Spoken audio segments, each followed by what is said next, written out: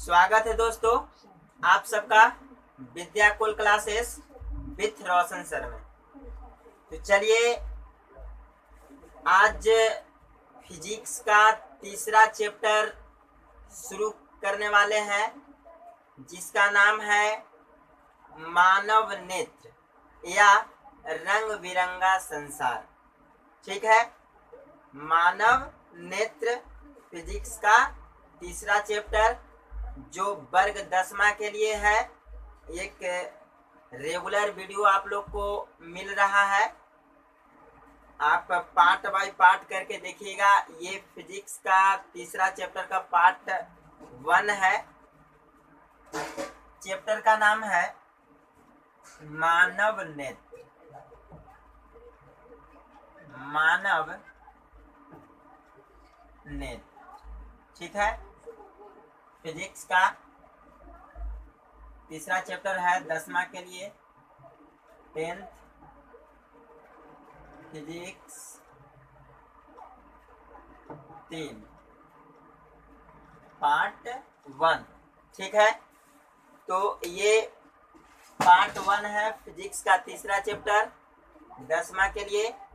Chapter का नाम है मानव नेत्र। तो मानव नेत्र जो है यानी आंख के बारे में हम लोग को आज पढ़ना है। देखिए, आंख क्या होता है।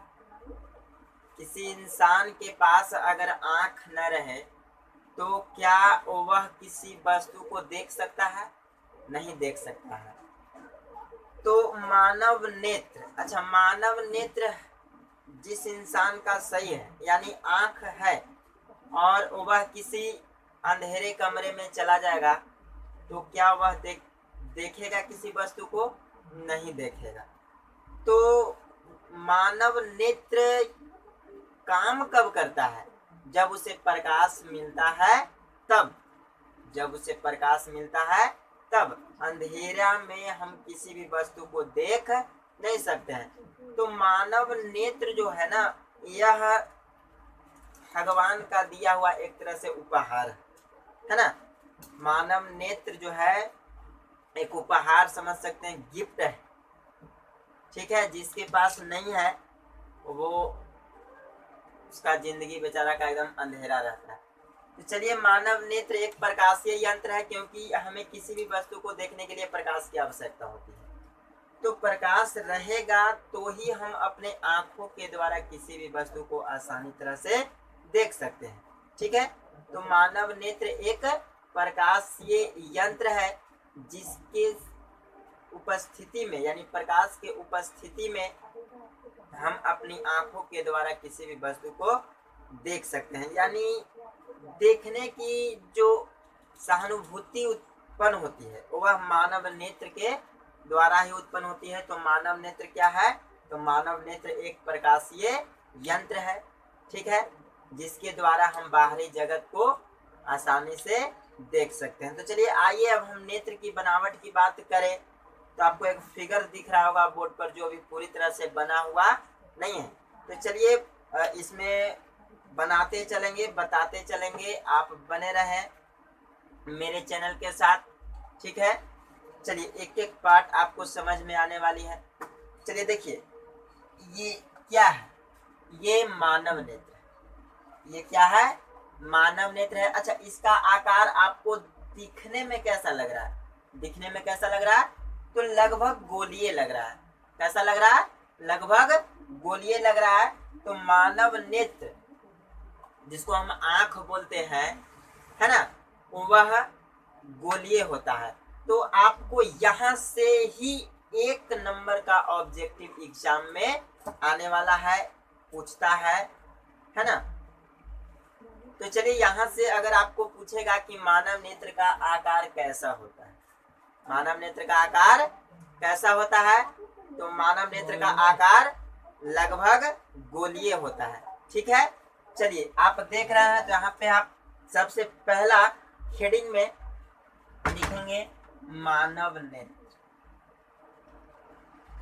मानव नेत्र। अच्छा, मानव नेत्र है क्या? मानव नेत्र एक प्रकाशीय यंत्र है जिसके द्वारा बाहरी जगत को हम प्रकाश की उपस्थिति में आसानी से देख सकते हैं। तो चलिए आइए उसका डिफिनेशन लिख लेते हैं। मानव नेत्र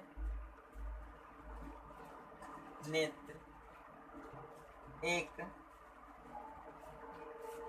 प्रकाशीय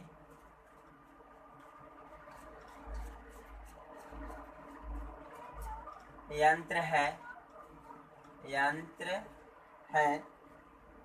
जिसके द्वारा हम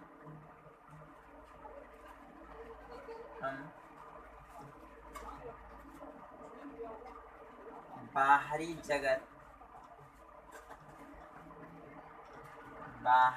जगत को प्रकाश की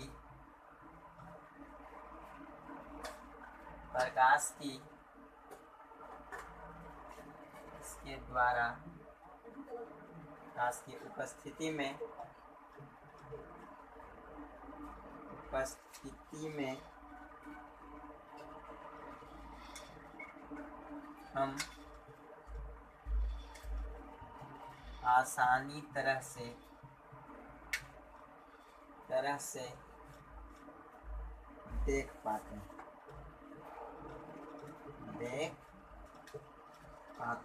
हैं।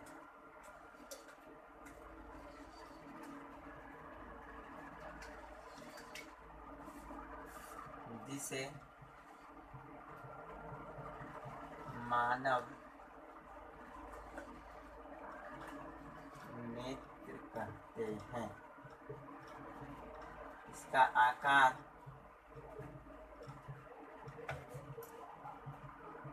लगभग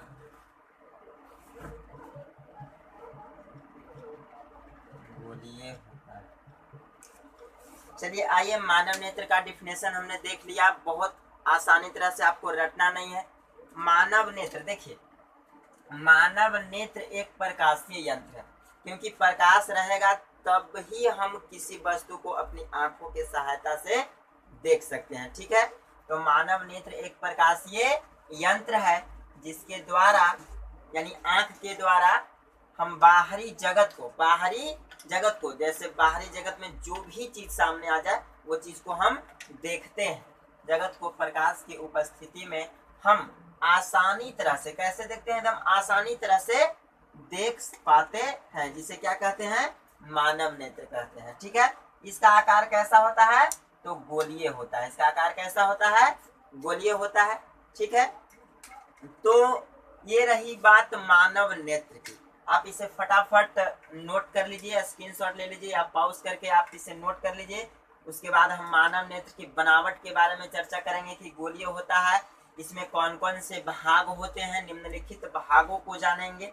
ठीक है, यानी मानव नेत्र के निम्नलिखित भाग को हम जानेंगे। चलिए हो गया, चलिए पढ़ते हैं हम आगे। मानव नेत्र के निम्नलिखित भाग होते हैं। मानव नेत्र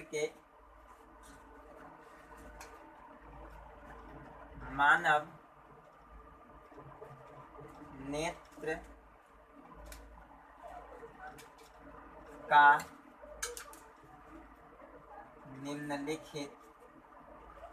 निम्नलिखित भाग होते हैं। मानव नेत्र के निम्नलिखित भाग होते हैं, यानी अब हम देखेंगे कि मानव नेत्र का जो भाग होता है इसमें वह कौन कौन से भाग होते हैं। तो चलिए आइए फटाफट फिगर की ओर, और फिगर पर ध्यान दीजिएगा। तो देखिए सबसे पहले इसके हम आकार की बात कीजिए। किसकी बात किए? आकार की बात किए। तो आकार की बात किए तो ये लगभग गोलीय निकला। तो ये जो गोल पार्ट जो बना हुआ है, पूरे गोले को ही नेत्र गोलक कहा जाता है। क्या कहा जाता है? नेत्र गोलक कहा जाता है। समझ में आया बात? नेत्र गोलक किसे कहा जाता है? तो मानव नेत्र के संपूर्ण गोले को नेत्र गोलक कहते हैं। ठीक है, तो पहला भाग यहाँ पे हम लिख सकते हैं, पहला नेत्र गोलक। नेत्र गोलक। ठीक है, तो नेत्र गोलक क्या है? ये जो पूरा संपूर्ण गोला जो देख रहे हैं, इस संपूर्ण गोले को ही नेत्र गोलक कहते हैं। ठीक है, यानी मानव नेत्र के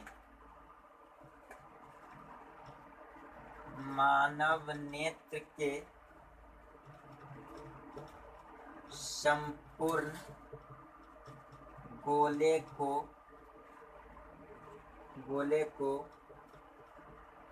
नेत्र गोलक कहते हैं। नेत्र गोलक कहते हैं। ठीक है, तो ये तो पहला डेफिनेशन हो गया नेत्र गोलक किसे कहते हैं। तो एकदम आसानी से देख रहे हैं ना, ये पूरा जो गोला है, इसी गोले को हम कहते हैं नेत्र गोलक।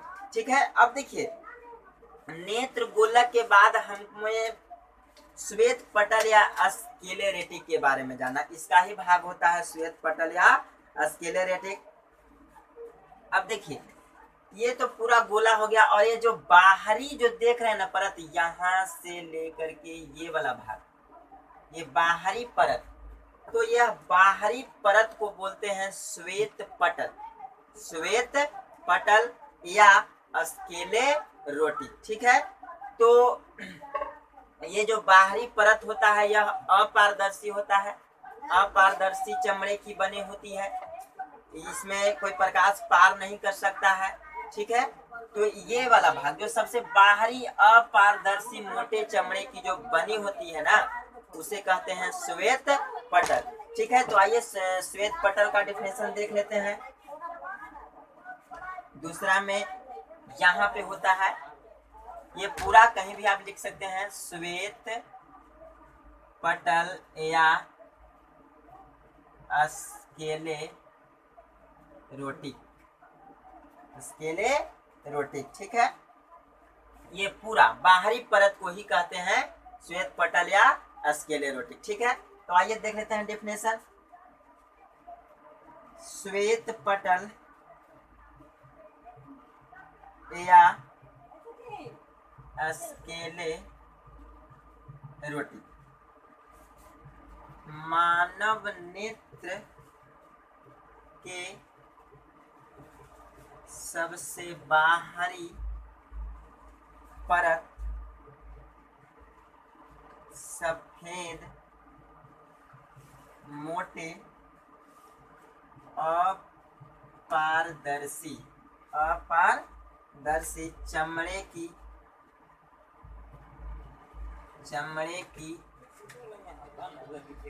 बनी होती है, जिसे श्वेत पटल या स्क्लेरोटिक कहते हैं।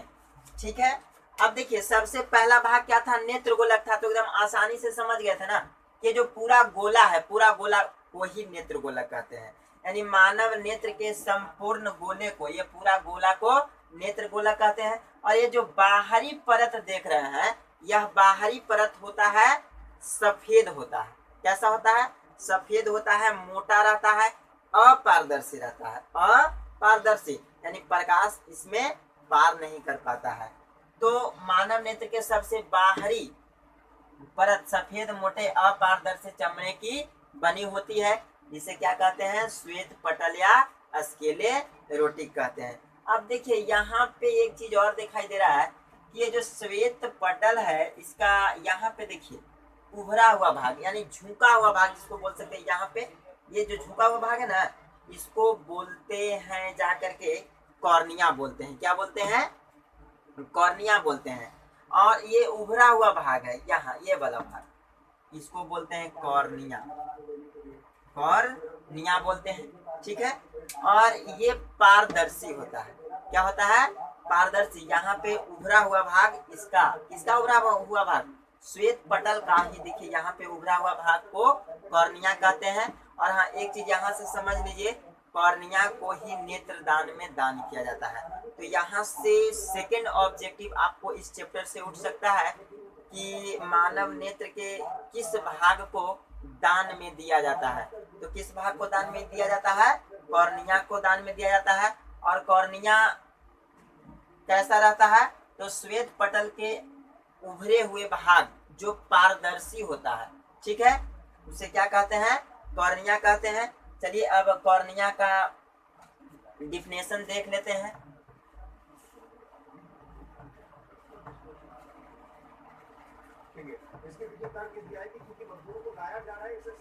आप नोट करते चलिएगा पूरा डिफिनेशन जो लिख रहे हैं, ठीक है। तो कॉर्निया का डिफिनेशन देखिए। कॉर्निया, कॉर्निया किसका भाग है? तो श्वेत पटल ही आगे चल करके कॉर्निया का रूप ले लेता है, जो उभरा हुआ भाग रहता है, ठीक है। तो उभरे हुए भाग को कॉर्निया नाम दे दिया गया है। और पूरे श्वेत माने परत को, जो मोटे चमड़ी की बनी होती है, उसे श्वेत पटल कहा जाता है, ठीक है। तो चलिए कॉर्निया का डिफिनेशन देख लेते हैं। इसका अगला भाग मतलब श्वेत पटल का, श्वेत पटल का अगला भाग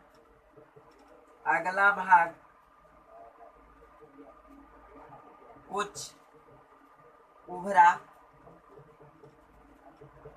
पारदर्शी होता है जिसे कॉर्निया कहते हैं,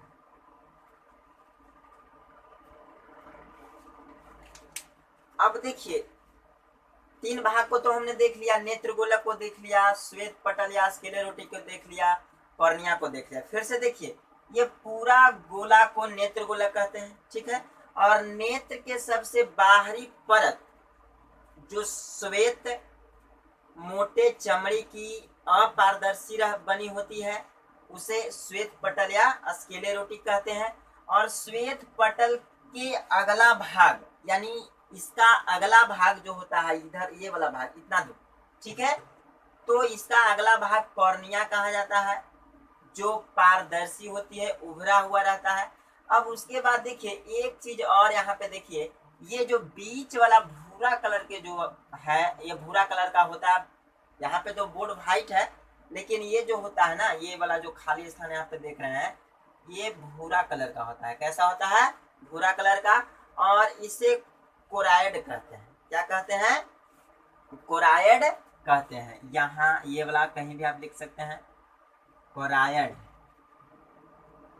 इसे कोराइड कहते हैं। यानी ये किसके नीचे है? जस्ट आप देखिए फिगर में, ये श्वेत पटल के नीचे है, श्वेत पटल के नीचे है। यानी श्वेत पटल के नीचे वाला जो भूरे कलर का जो पदार्थ होता है, भाग होता है, वह क्या कहलाता है? कोराइड कहलाता है। यानी श्वेत पटल के नीचे वाला परत, ये वाला, ये खाली स्थान जो आप यहाँ पे देख रहे हैं, ये भूरा कलर का होता है। श्वेत पटल के नीचे वाला परत क्या कहलाता है? कोराइड कहलाता है। समझ गए? चलिए तो कोराइड वाला डिफिनेशन लिख लीजिए। कोराइड,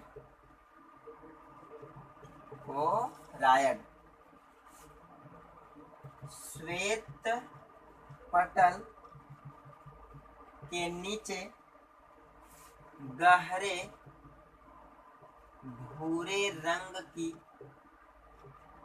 परत होती है,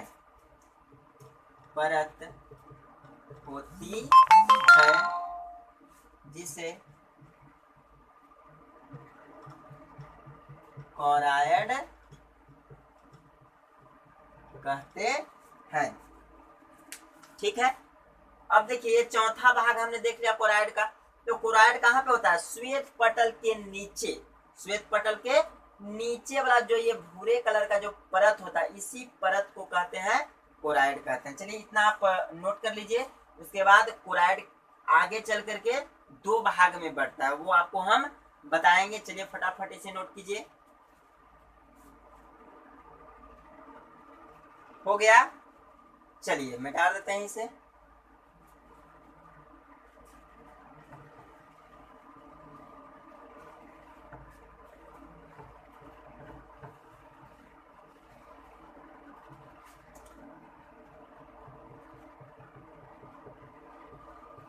चलिए हम बात कर रहे थे कोराइड की। किसकी बात कर रहे थे? कोराइड। कोराइड इसको बोलते हैं कोराइड। अब देखिए ये कोराइड जो होता है आगे चल करके दो भागों में बढ़ जाती है।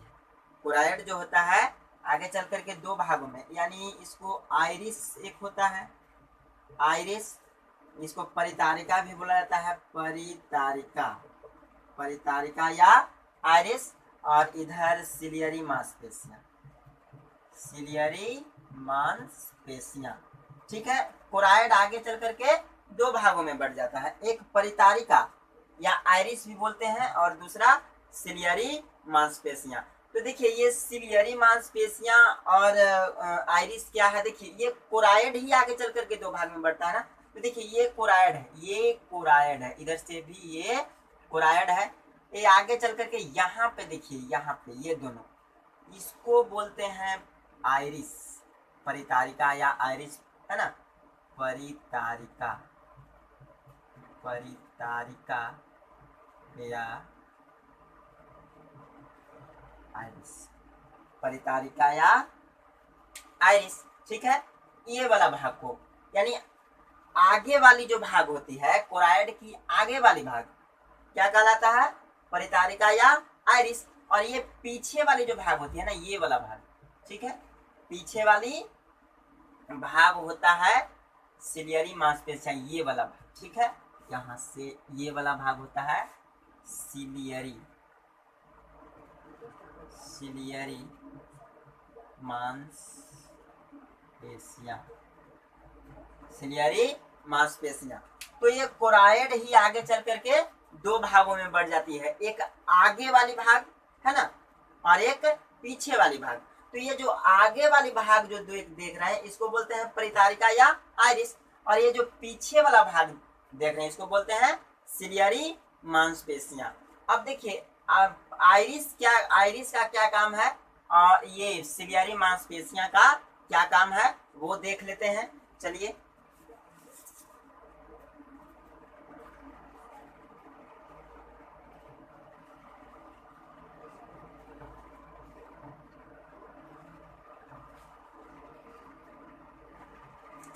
सबसे पहले क्या है? Iris, iris. अब देखिए आइरिस का जो काम होता है यह अपारदर्शी रहता है। आइरिस कैसा रहता है? अपारदर्शी परत होती है, आइरिस अपारदर्शी परत होती है, और यह जो होता है सिकुड़ने और फैलने वाली डायफ्राम के रूप में रहती है। ठीक है, ये जो होता है आइरिस सिकुड़ने और फैलने वाली डायफ्राम के रूप में होती है, जो आगे रहती है। ठीक है, और पीछे वाली परत को सिलियरी मांसपेशियां कहते हैं, जो नेत्र को लटकाए हुए रखता है, यानी सिलियरी मांसपेशियां से ही नेत्र लटका हुआ रहता है। ठीक है, तो सिलियरी मांसपेशियां समझ गए, सिलियरी मांसपेशियां पीछे वाली परत को कहते हैं जो नेत्र लेंस को लटकाए हुए रखता है, और आइरिस जो होता है सिकुड़ने और फैलने वाली होती है। इसकी चर्चा हम करेंगे, कब सिकुड़ता है और कब फैलता है। ठीक है, चलिए ये दोनों का डिफिनेशन हम देख लेते हैं। आइरिस आगे वाली अपारदर्शी, अपारदर्शी परत होती है, परत होती है जो सिकुड़ने और फैलने वाली, फैलने वाली डायफ्राम, डायफ्राम के रूप में रहती है। ठीक है, अब देख लीजिए सिलियरी मांसपेशी, सिलियरी मांसपेशियां।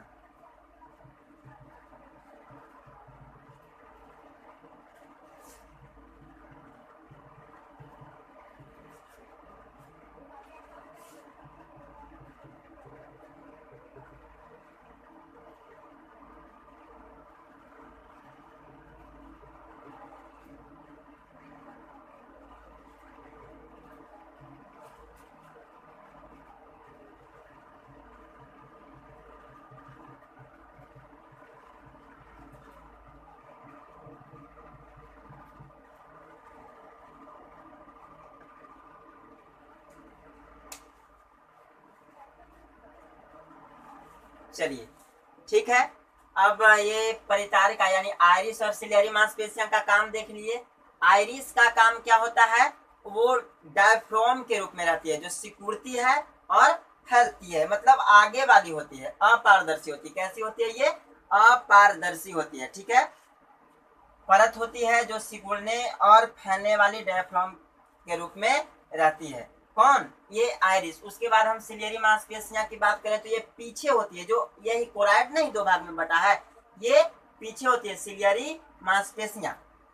लिखेंगे कि सिलियरी मांसपेशियां, पीछे वाली परते को पक्षमाभी या सिलियरी मांसपेशियां कहते हैं। यानी जो पीछे वाला ये जो परत आप देख रहे हैं यहाँ पे, ये परत को ही कहते हैं सिलियरी मांसपेशियां। अब हम बात करें कि सिलियरी मांस, इसको आप नोट कीजिए जल्दी फटाफट, हो गया। चलिए सिलियरी मांसपेशियां की बात करें तो इसका काम क्या होता है कि ये तो पीछे वाली परत होती है, सिलियरी मांसपेशियां पीछे वाली परत होती है, और यह नेत्र लेंस को लटका कर रखती है। किसे लटका कर रखती है, ये होता है नेत्र लेंस। नेत्र लेंस, यहां से आपका तीसरा ऑब्जेक्टिव उठेगा, मानव नेत्र में कौन सा लेंस लगा हुआ रहता है। तो जो ये नेत्र लेंस जो रहता है, उत्तल लेंस रहता है। कैसा लेंस रहता है, उत्तल लेंस लगा हुआ रहता है, और इसी नेत्र लेंस को ये सिलियरी मांसपेशियां लटकाए हुए रखती है। ठीक है, नेत्र लेंस बना किसका होता है, तो नेत्र लेंस एक मुलायम जिलेटिन, जिसको बोलते हैं जिलेटिन जैसे मुलायम पदार्थ का बना होता है। नेत्र लेंस जिलेटिन जैसे मुलायम पदार्थ का बना होता है, जिसे नेत्र लेंस कहते हैं, और नेत्र लेंस को सिलियरी मांसपेशियां लटकाकर रखती है। तो चलिए नेत्र लेंस का हम फटाफट देख लेते हैं डिफिनेशन। नेत्र लेंस यानी अगला पार्ट इसका हुआ नेत्र लेंस। आप नंबरिंग दे करके आप नोट करते जाइएगा, या स्टार पॉइंट दे करके भी आप नोट कर सकते हैं। नेत्र लेंस, नेत्र लेंस कैसा रहता है, जिलेटिन, जिलेटिन जैसे मुलायम पदार्थ से बने होते हैं, जिसे नेत्र लेंस कहते हैं।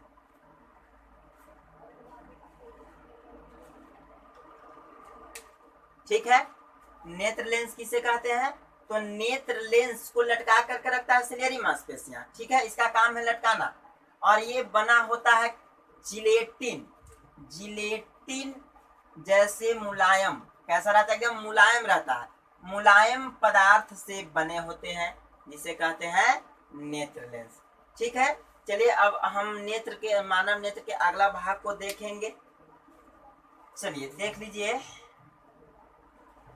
मानव नेत्र के सबसे भीतरी सूक्ष्मग्राही परत को रेटिना या दृष्टि पटल कहते हैं। सबसे भीतरी, अभी तक हमने बाहर की चीजों की बात किया है, अंदर वाली चीज को बात नहीं किया। देखिए भीतरी परत, ये वाला पार्ट, ये वाला, ठीक है, इस परत को बोलते हैं रेटिना या दृष्टि पटल।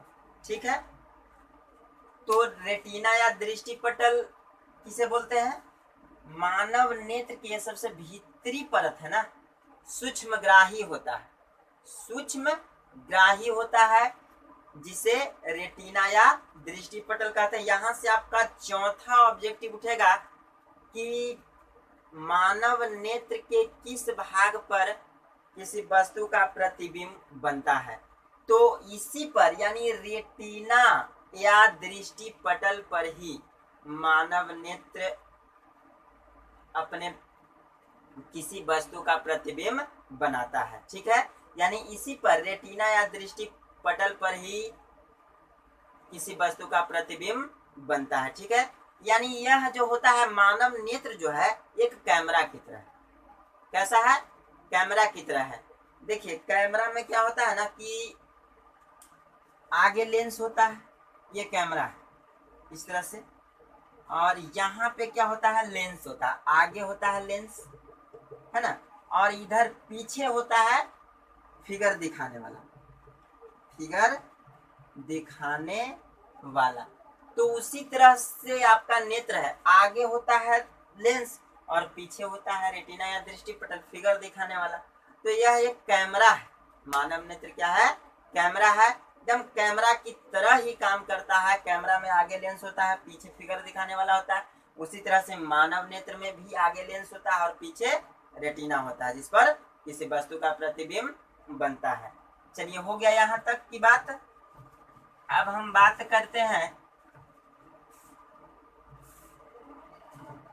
देखिए रेटिना या दृष्टि पटल पर तो हम समझ गए कि उस पर प्रतिबिंब बनता है। तो रेटिना दृष्टि पटल पर प्रतिबिंब बनता कैसे है, ठीक है। तो रेटिना या दृष्टि पटल पर जब सूर्य की प्रकाश पड़ता है या कोई चीज के प्रकाश, टॉर्च की प्रकाश, बल्ब का प्रकाश या सूर्य का प्रकाश जब पड़ता है तो एक संवेदना उत्पन्न होती है। रेटिना पर जब प्रकाश पड़ता है तो एक संवेदना उत्पन्न होती है जो प्रकाश स्नायु या दृक तंत्रिका के द्वारा मनुष्य के मस्तिष्क तक जाता है। अब यहाँ से क्लियर नहीं हुआ, फिर से बताते हैं। देखिए ये जो भाग है ना, ये वाला भाग है रेटिना या दृष्टिपटल। तो रेटिना या दृष्टिपटल पर क्या बनता है, किसी वस्तु का प्रतिबिंब बनता है, और किसी वस्तु का प्रतिबिंब प्राप्त करने के लिए प्रकाश की आवश्यकता होती है, यानी प्रकाश रहेगा तभी तो हम किसी वस्तु को देख सकते हैं ना। तो जब रेटिना पर प्रकाश पड़ता है तो एक संवेदना उत्पन्न होती है, यानी संवेदना उत्पन्न होती है, और वह प्रकाश जाता कहाँ से है, तो वह प्रकाश यहाँ से जाता है। इसको बोलते हैं, ये वाला पार्ट देखिए, प्रकाश स्नायु, स्नायु या दृक तंत्रिका, दृक तंत्रिका, ठीक है, समझ गए। तो रेटिना पर प्रकाश जब पड़ता है तो एक संवेदना उत्पन्न होती है, और वह प्रकाश किसके माध्यम से जाता है, किसके द्वारा जाता है, तो प्रकाश स्नायु या दृक तंत्रिका के जाता है मनुष्य के मस्तिष्क पर, और जब मनुष्य के मस्तिष्क पर जाता है तो एक संवेदना उत्पन्न होती है। क्लियर हुआ। चलिए, तो प्रकाश स्नायु या दृक तंत्रिका, चलिए इसको डेफिनेशन देख लेते हैं। प्रकाश स्नायु या दृक तंत्रिका, यानी जिस मार्ग के द्वारा प्रकाश मस्तिष्क तक पहुंचती है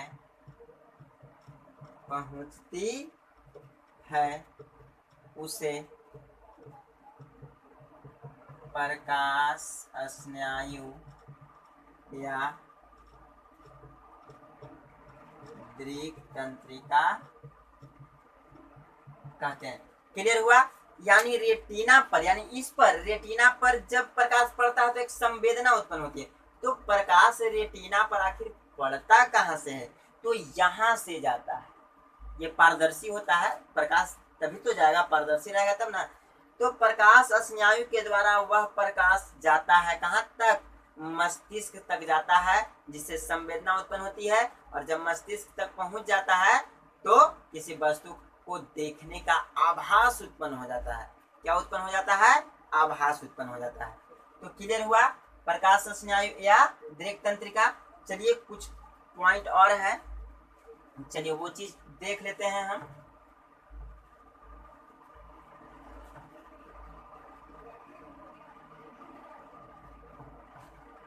अब देखिए, ये जो परितारिका और सिलियरी मांसपेशियां आगे चल करके जो कोराइड जो बना था, इसके बीच में देखिए यहाँ पे मुंह है, मुख जिसको बोलते हैं, अभिमुख या छेद कह सकते हैं, ठीक है। इसी छेद को पुतली कहा जाता है।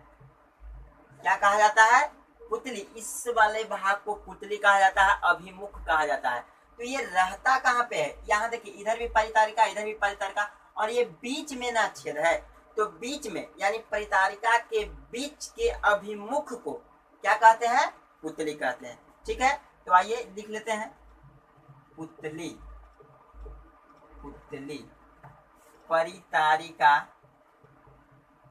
परितारिका के बीच के छेद, छेद यानी अभिमुख, ब्रैकेट में लिख दीजिएगा, अभिमुख को पुतली कहते हैं।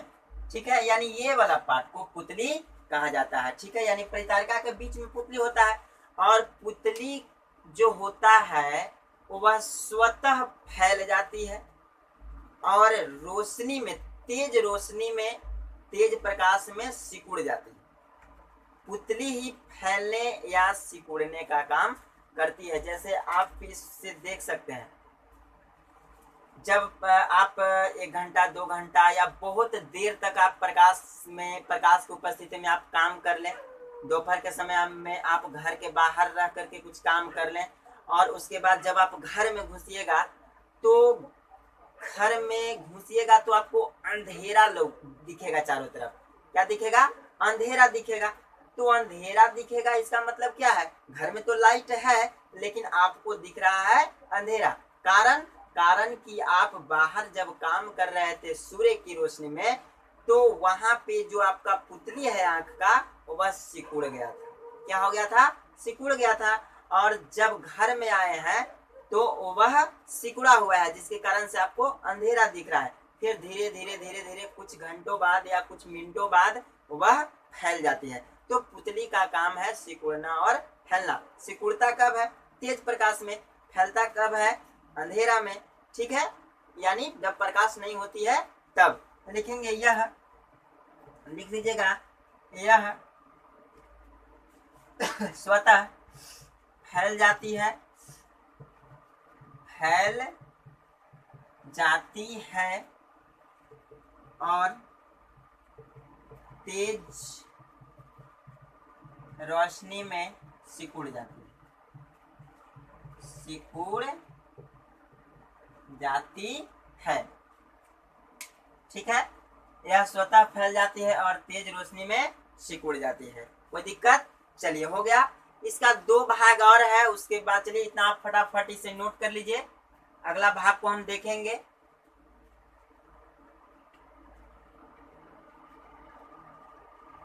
हो गया, चलिए अब इसे हम मिटाते हैं।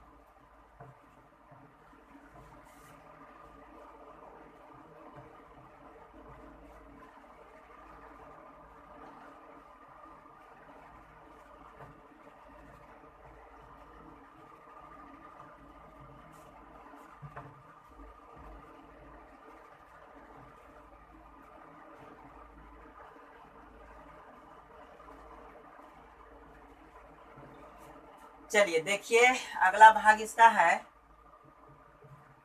अब यहाँ पे देखिएगा, ये क्या है? कॉर्निया। ये क्या है? नेत्र लेंस। और ये क्या है? ये तो आपका पुतली था, है ना? पुतली था।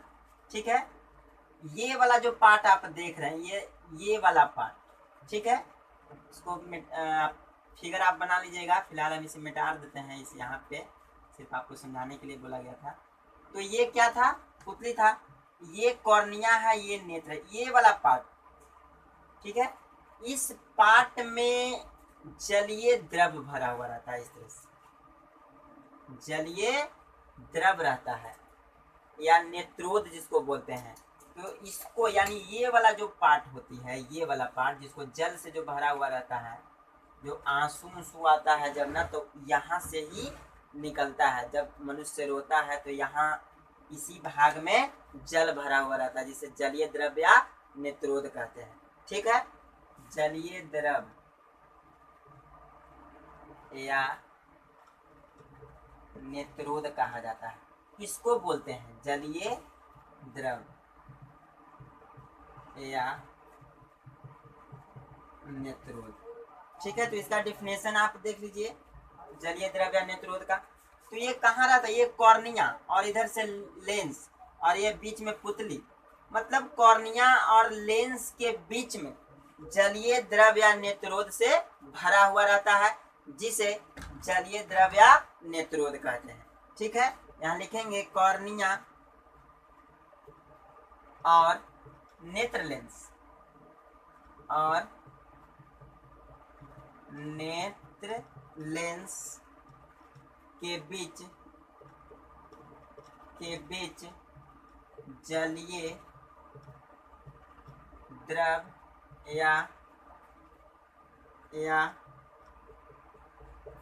या नेत्रोद से भरा होता है, जिसे जलीय द्रव या नेत्रोद कहते हैं।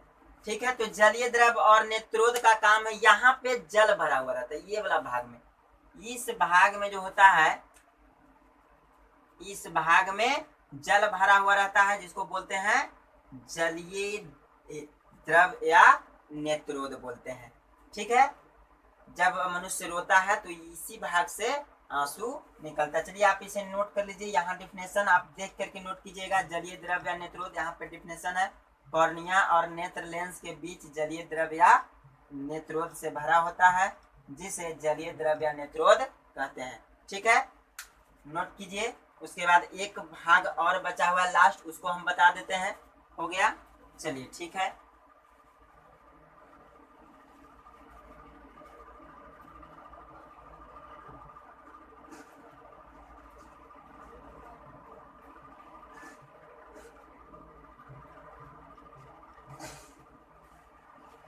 चलिए एक भाग और होता है जो जिसको बोलते हैं कचाव द्रव।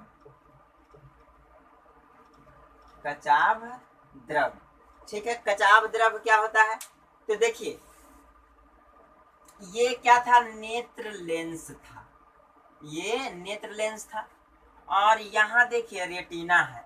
तो नेत्र लेंस और रेटिना के बीच में ये वाला भाग को बोलते हैं कचाव द्रव। समझ में आ गया, कचाव द्रव से भरा हुआ रहता है। ये पूरा भाग जो भरा हुआ रहता है वह कचाव द्रव से भरा हुआ रहता है। तो हम लिखेंगे कि लेंस और रेटिना के बीच कचाव द्रव से भरा होता है, जिसे कचाव द्रव कहते हैं। ये वाला भाग पूरा कचाव द्रव से भरा हुआ रहता है। तो लिखेंगे नेत्र लेंस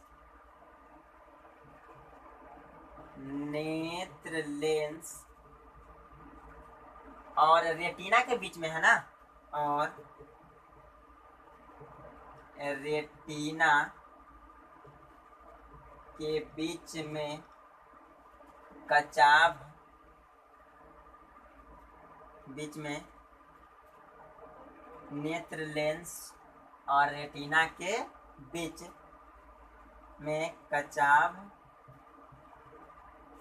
द्रव से